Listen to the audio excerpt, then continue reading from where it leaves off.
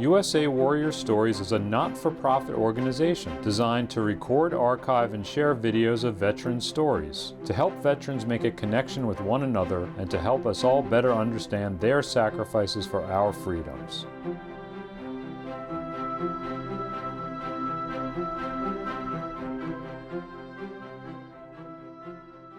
I served 37 years in the Marine Corps, combination of reserve and active duty time. Started enlisted as a young Marine and then finished college and got commissioned. Did about 12 years on active duty, jumped into the reserves and was doing the 1 week in a month, 2 weeks a year until 9/11, and our Marine reserves are very active. So I was pulled back on active duty routinely, 2002, 2003, 2004, 2009, 10, and then pretty much from 12 through 18 as a general officer. I was on active duty.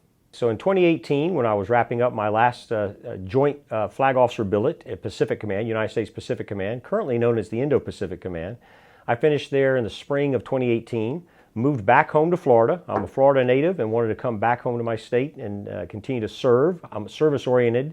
One of my neighbors was Pasco Sheriff Office, Sheriff Chris Nacco, great American, and he'd asked me at the time if I would help him create a new division within the Sheriff's Office called Future Operations Division. Basically, how does we get crime to react to law enforcement instead of having law enforcement just react to the crime? It fit very well with what I had done in the military. So I did that for about a year, and then the governor's office found out that they had a retired Marine two-star that was a Florida native, that had healthcare background and allegedly leadership, and so they asked me to come on board in the Florida Department of Veterans Affairs, and that's what I did. At the Florida Department of Veterans Affairs, we understand your journey, your commitment to honor. You are not alone. You served our families, now let us serve you. The FDVA will stop at nothing to provide the earned services, benefits, and support you deserve. Reach out to FDVA today. Our mission is you. Welcome home. I served the 1.5 million veterans in Florida that I served with. So that's why I wanted to continue this service. There's no better job, honestly, for me than what I can do, because connecting our veterans and their families together is so important. Homelessness, suicide prevention, the different things. When a veteran's on active duty, we train a military member to connect with a team, connect to a purpose. And they do that, and we're better than anywhere else in the world doing that with our militaries. It has been demonstrated over the past 20 plus years since 9/11. When that military member comes off active duty and they go home, they're disconnected from that unit they were with their peers that they've served with, literally willing to lay their lives down for, and they get disconnected. And some of that leads to anxiety, stress, and that's what post-traumatic stress can be a problem. I fully believe that everybody who served in our military and active duty has a post-traumatic stress.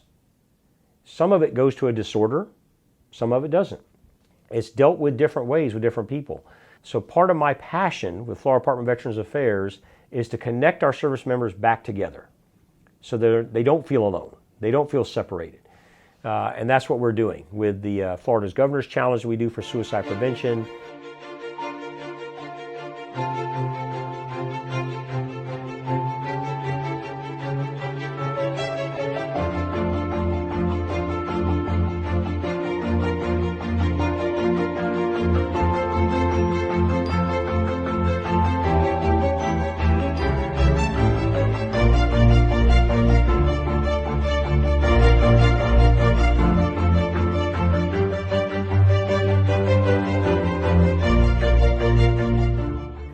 We also have about 80 claims examiners, veteran claims examiners that I'm responsible for, spread across Pensacola to Key West, the state.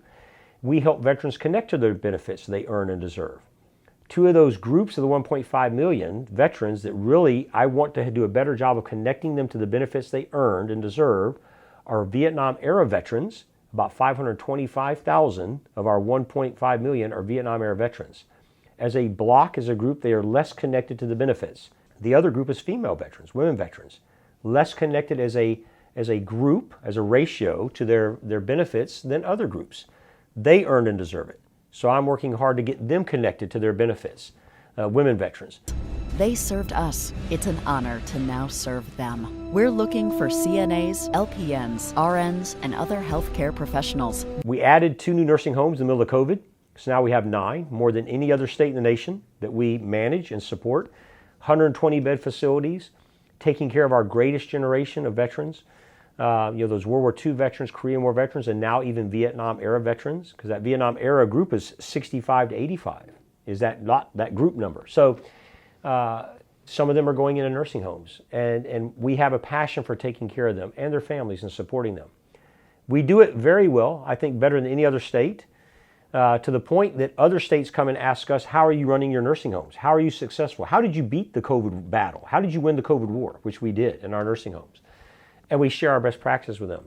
We're going to be adding 2 more nursing homes. Then we're going to have 11 in future years, 2 more in coming years. Like I said, it's a passion that I have. Memorial Day, Veterans Day, the different events that we have in this state, Florida loves its veterans. The world recognizes that. I didn't say just the U.S. The U.S. recognizes, the world recognizes that. We have people from around the world that I talk to, that I have connections with from my duties overseas, that hear and understand what a great job we're doing in Florida taking care of our veterans. Obviously in the U.S., more veterans, this is a fact, more veterans are moving to Florida than any other state in the nation, and have been for a number of years. They are great Americans. I want as many veterans as possible to move to our state because I want to connect them to the benefits they earned. And I want them to take those federal dollars that they earn and deserve and spend in our Florida economy, in our free state of Florida.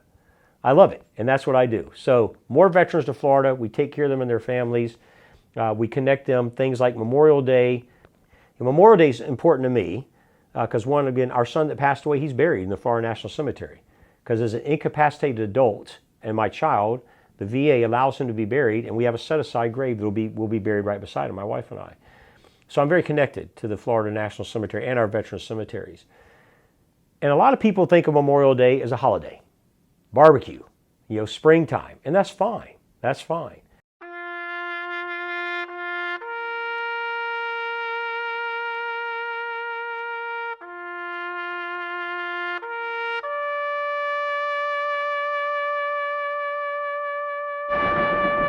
But I wish Americans would really understand and better appreciate what Memorial Day is about and what it means and what it represents. Because those veterans gave their lives serving for our freedoms, our liberties. If it wasn't for our veterans, we would not be as free and we wouldn't have the liberties we have today. And that's why, to me, it's so important what Memorial Day represents. Those who passed that were veterans can be buried and honored like they are. And Veterans Day, those who are living and say thank you to what they're doing. It's been an honor, it's a privilege to have served, but to continue to serve those that served us.